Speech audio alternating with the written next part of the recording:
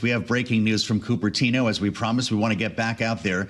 The new iPhone has just dropped. iPhone 17, and Ed Ludlow, the co-host of Bloomberg Tech, is in Cupertino with the latest. Is this what we expected, Ed?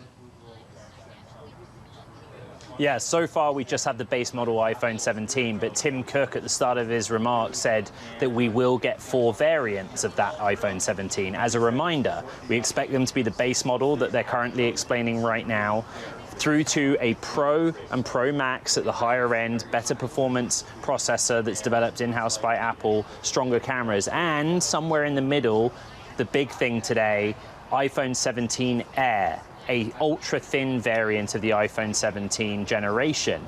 You guys know, you may well be users, that they have a MacBook Air, they have an iPad Air, but in terms of a category that's more than half of their sales, a thin variant of an iPhone represents a push forward in the category, something that Apple hasn't done on the hardware innovation side for some time. It's playing out before my eyes in the presentation. I don't have any more details than that, other than the base variant has Apple's A19 in-house processor. What kind of processors will we get in those more expensive models? Ed, if I remember correctly from the last time I went MacBook shopping, which I admit is a while, mine has stuck around with me, the Air is far more expensive, especially when it comes to the iPhone. We're already looking for tariff increases baked into the price. Is this another cost increase on top of that tariff bump? Yeah, I mean, that's going to be the main headline, and, you know, always a risk, but if I were a betting man and we get a price that is slightly elevated, that our colleagues in the newsroom will put a red headline on the terminal, because it's an important consideration at this point.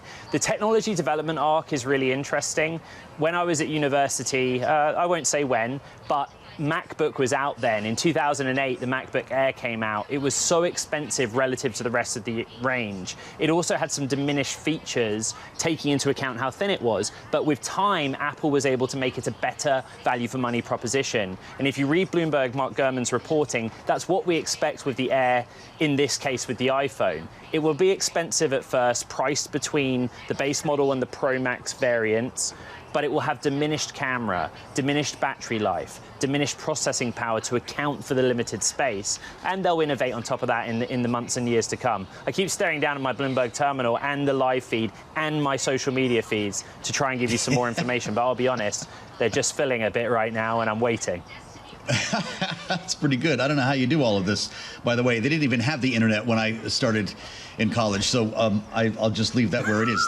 The 17, we just got a couple of details here, Ed. The entry model, lavender, sage, mist blue, black, and white, 6.3-inch screen. That is slightly larger than before. And Apple ProMotion with 120 hertz refresh rate. Will people notice a difference when they look at the screen? Oh, sure.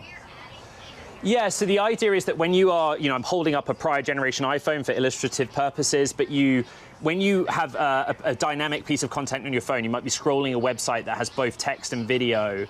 What they're talking about is the phone's ability to adjust the frequency that the screen's displaying. It just makes it a better experience. When you're not doing anything, it powers down. That adds to power efficiency. By the way, the colors are important. We haven't spoken much about China. But remember, China is a big market for Apple, and there are colors which historically do better there. Red is one, for example. It is a lucky color in China. In the base variant, at least, I saw some pastel, beautiful-looking colors, sure, but there's nothing red there. It's an observation that I'm making to try and fill some time until I get some more details.